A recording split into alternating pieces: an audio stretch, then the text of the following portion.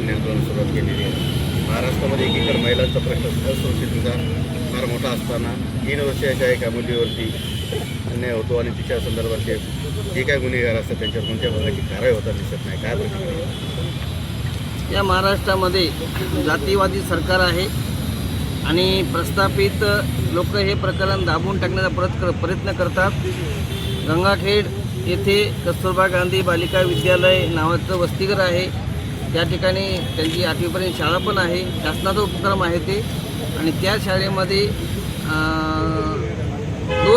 दोन प्रकारच्या त्या वसतिगृह आहे. एक कस्तुरबा गांधी बालिका विद्यालय आणि एक RMSC म्हणतात त्याला. त्याचं लॉंग फॉर्म माहीत नाही.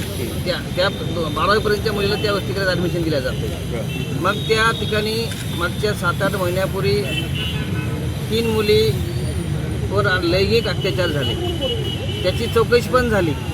चौकशी परभणीचे जिल्हा परिषदचे शिक्षणाधिकारी प्रभारी ससाने यांनी केली. चौकशी करीत असताना त्यांनी ज्यांच्यावर आरोप आहे त्यांना सोबत घेऊन चौकशी केली.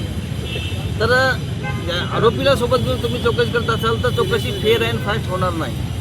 तरी पण चौकशीमध्ये इतकं गंभीर प्रकरण होतं ते त्या गंभीर प्रकरणामध्ये त्यांनी शासनाने त्याच्यावर कारवाई केली, पण अर्धवट कारवाई केली. ज्या वार्डनला दोषी ठरवून कुलकर्णी नावाच्या वार्डनला सेवेतूनच मुक्त केलं. आमचं म्हणणं की नैसर्गिक न्याय देत असताना दोघांवर बी कारवाई झाली पाहिजे. दोन्ही मुख्याध्यापक जेवढी वार्डन जिम्मेदार आहे तेवढी मुख्याध्यापक जिम्मेदार आहे. तर मुख्याध्यापकाला का वाचवण्यात आलं, तिला का बाहेर काढलं गेलं, तिच्यावर का कारवाई झाली नाही, तिची साधी बदली पण झाली नाही तिची. एवढा तिचा प्रभाव आहे त्या अर्चना सोमवंशी नावाच्या मुख्याध्यापिकेचा. बोगस आणि बेचव सुद्धा अन्न दिले जातं.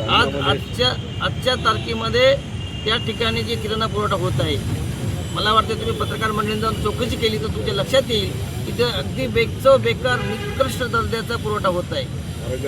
त्याच्यामुळं लेकरांच्या आरोग्यावर परिणाम होऊ शकतो आणि लेकरं दगावू शकतात. हे इतकी गंभीर बाब असताना शासन लक्ष देत नाही त्याच्यावर. त्यांनी तिच्या जवळच्या नात्यातल्या माणसाला ते टेंडर देऊन तिथं ते पुरवठा करून घेत आहे. ज्या कंपनीला तिने टेंडर दिलेलं आहे ती कंपनीला ते किराणा पुरवायचं त्याकडे कोणतंही लायसन नाही. त्याचं कुठं FDAचं कुठलंच लायसन नाही, FSSAIचं लायसन नाही. ती फार्माटिकल कंपनी आहे आणि तिला ते देता येत नाही. आता ही मी माहिती मागितलेली आहे पण मला माहिती दिली जात नाही. मी रिपब्लिकन सेनेच्या वतीनं वारंवार त्यांना आम्ही इशारा दिला होता की हे सगळं तुम्ही आम्हाला माहिती द्या आणि हे सगळं बंद करा. तिथला BO प्रभारी आहे, तिथला BO तिथले सगळे कर्मचारी स्थानिक आमदाराच्या प्रभावाखाली असतात. स्थानिक आमदार त्यांना वाचवायचं काम करतो. आमची रिपब्लिकन सेनेची मागणी आहे या प्रकारामध्ये आम्ही तहसीलदार बाईला पण आम्ही निवेदन दिलेलं आहे. तिने आपण 10 वेळेस भेटलो. त्या खरं तर तहसीलदार बाईला जिम्मेदार आहे, ती अध्यक्ष आहे तिची. त्या कस्तुरबा गांधी विद्यालयाची ती स्थानिकची अध्यक्ष आहे. तिची जिम्मेदारी आहे की तिनं हे प्रकरण सगळं आपलं स्वच्छ करायला पाहिजे. पण ती वाचवते आहे. ज्या दिवशी टेंडरची वेळ संपली, ज्या दिवशी वेळ संपली त्या दिवशी ते निविदा घ्यायचं प्रकरण आवक रजिस्टर क्लोज करायला पाहिजे होतं सक्षम अधिकाऱ्याच्या माध्यमातून. आम्ही तहसीलदारच्या निदर्शनात आणून दिलं हे क्लोज झालेलं नाही आणि आम्ही ह्याचे CCTV फुटेज आम्हाला द्या. त्या ठिकाणी CCTV फुटेज आहे, CCTV आहेत. आमदार रत्नाकर गुट्टे हे सर्व प्रकरणावर लक्ष ठेवून असून ते त्या लोकांना वाचवायचे पाठीशी घालत आहेत असा स्पष्ट आरोप आहे माझा ह्या प्रकरणामध्ये. त्या ठिकाणचा आमदार, त्या ठिकाणचे जिल्हा परिषदेचे कोणी अधिकारी असतील, त्या ठिकाणचा पंचायत समितीचा सभापती असेल, त्या ठिकाणचा BDO असेल, त्या ठिकाणचा BO असेल, त्या सगळ्या प्रकरणा पाठीशी घालत आहे.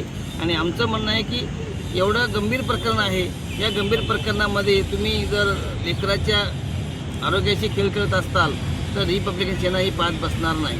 रिपब्लिकन सेना या विषयावर आज आम्ही हे 15 ऑगस्टला आम्ही त्या इथं जे कोणी ध्वजारोहण करायला येणारे पालकमंत्री कोणी असतील त्यांना आम्ही इथे घेराव घालणार आहे. उपोषण आमचं संपणार नाही.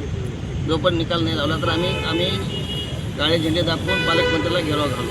या ठिकाणी दुसरा एक प्रश्न आहे की आमचे एक राजू खरात नावाचे आमचे सहकारी आहेत. त्यांच्या नातेवाईकाने सरकारी दवाखान्यामध्ये एक डोळ्याचं ऑपरेशन केलं होतं. त्या डोळ्याच्या ऑपरेशनमध्ये त्यांचा नातेवाईकाचा डोळा निकामी झालेला आहे. तिथला जो CS आहे, आरोगंड CS आहे, त्याला आमचे कार्यकर्ते भेटले पण त्यांनी त्याच्यावर काही समाधानकारक उत्तर दिलेलं नाही. आणि त्या आमच्या कार्यकर्त्याच्या नातेवाईकाचं डोळ्याचं ऑपरेशन जे काही चुकीचं केलं आहे त्या डॉक्टरवर कारवाई झाली पाहिजे. त्याचं निलंबन करून त्याच्यावर फौजदारी गुन्हा दाखल झाला पाहिजे. साहेब 8 तारखेची घटना आहे. एक गर्भवती महिला जिंतूर तालुक्यात